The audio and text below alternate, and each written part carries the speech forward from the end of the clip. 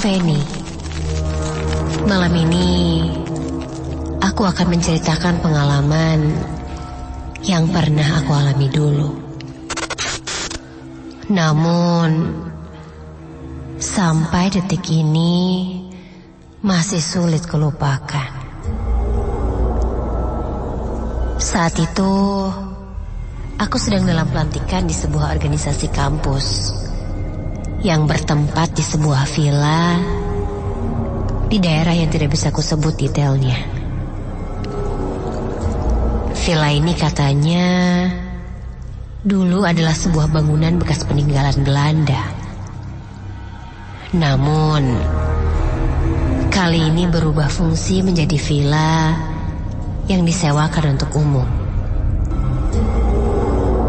Seperti bangunan Belanda pada umumnya, tempat ini memiliki langit-langit yang tinggi dan pintu yang terbuat dari kayu jati.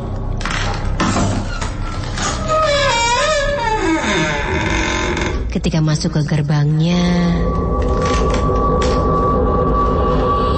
sebuah taman hijau dengan ayunan. Juga ada sebuah rumah pohon di dekat pohon yang sangat besar. Ketika masuk, berjajar pintu-pintu kamar di kiri dan kanan lorong ruangan ini. Sebuah kamar paling pojok aku tunjukkan pada teman-temanku. Dan ku pilih untuk tempatku dan kelompokku beristirahat. Ketika masuk, benar saja, pilihanku tidak salah. Sebuah jendela dengan pemandangan yang bagus menyambut kami.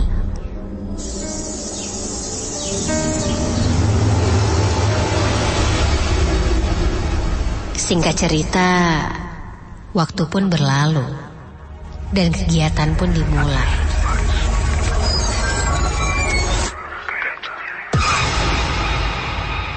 Aku ingat sekali, rundown acara hari pertama akan ada jurit malam.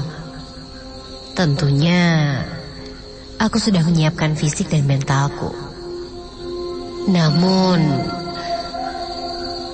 sayangnya entah kenapa tiba-tiba saja badanku sedikit meriang.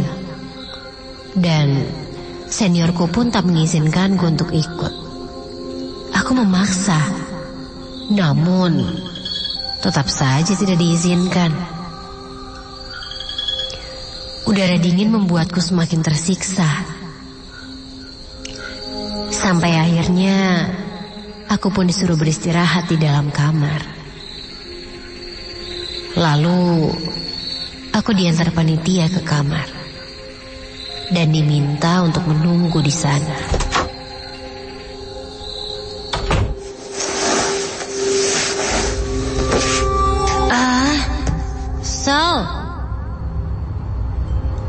Kali ini aku hanya bisa terduduk diam di dalam kamar, hanya sendiri. Suasana pun sangat hening.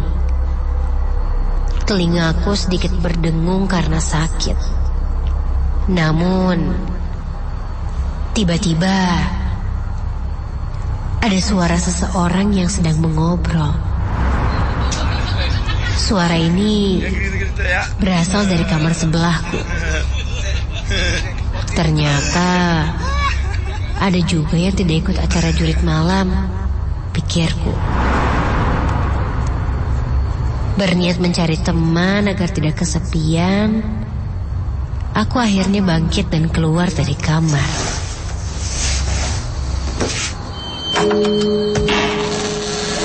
Aku mengintip ke sekitar. Tidak ada seniorku. Lorong pun digelapkan.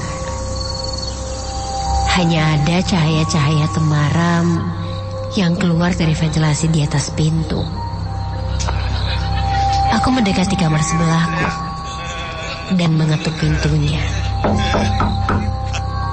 Obrolan mereka berhenti. Lalu aku ketuk lagi. Hei, Buka dong. Sesaat, aku mendengar suara beberapa langkah mendekati pintu kamar ini. Dan gagang pintu ini bergerak-gerak. Pintu pun terbuka.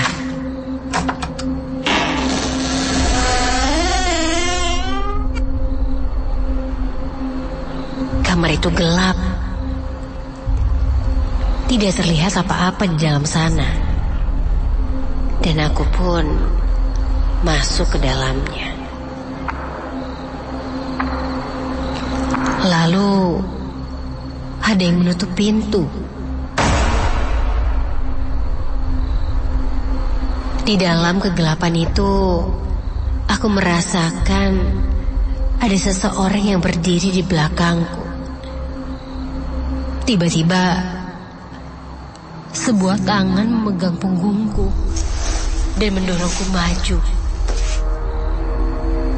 Aku pun berjalan maju perlahan di dalam kegelapan itu.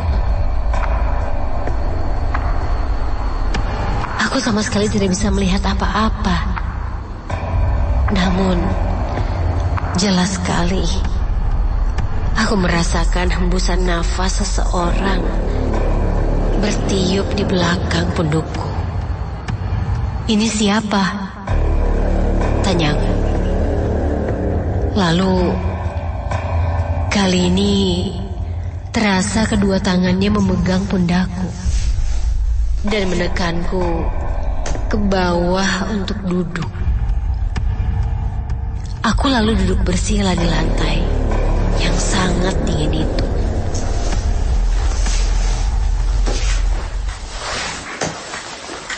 Kamar itu sebenarnya tidak terlalu gelap sekali. Aku masih bisa melihat ada dua orang yang duduk bersila di depanku. Namun, karena gelap sekali, jadi tidak begitu kelihatan. Sampai orang yang mendorongku itu pun ikut duduk bersila di sebelahku. "Heh, kalian kok gelap-gelapan gini sih?" kataku. Namun, tidak ada jawaban apa-apa dari orang yang duduk di sekitarku itu. Dalam hati, aku mulai bertanya-tanya, ini siapa? Sampai tercium sesuatu yang menyengat di hidungku. Bau busuk seperti bangkai yang kini tercium pekat di hidungku.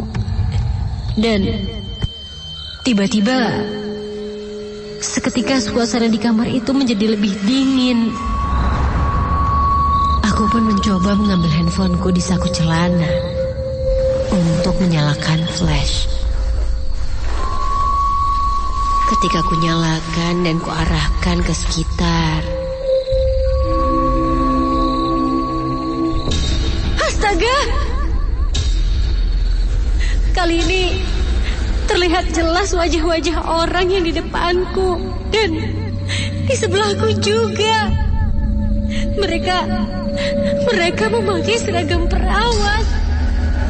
Namun seragam itu penuh dengan darah yang sudah mengering. Wajahnya pucat pasi. Tatapannya kosong dan ya Tuhan,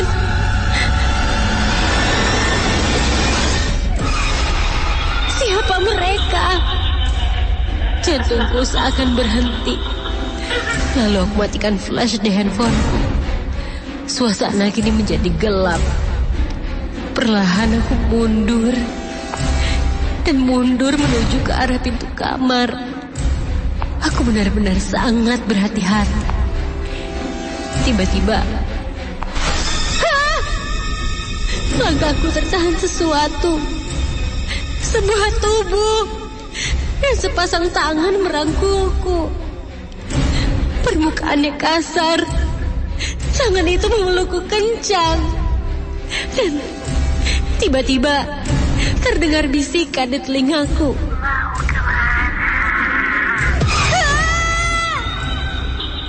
Aku hanya bisa terdiam.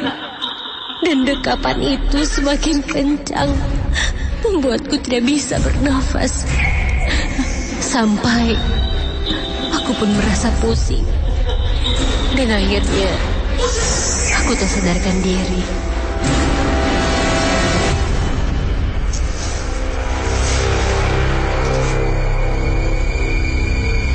Esoknya, ketika aku terbangun, aku sudah bersama beberapa seniorku.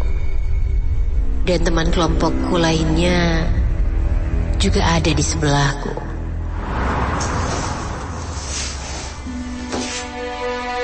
Aku menceritakan kejadian yang aku alami semalam. Dan seniorku pun bilang kalau kamar sebelahku itu dari awal memang kosong karena tidak bisa dibuka. Akhirnya kami pun menerawang. Konon dulunya tempat ini pernah dijadikan rumah singgah pada zaman penjajahan dulu.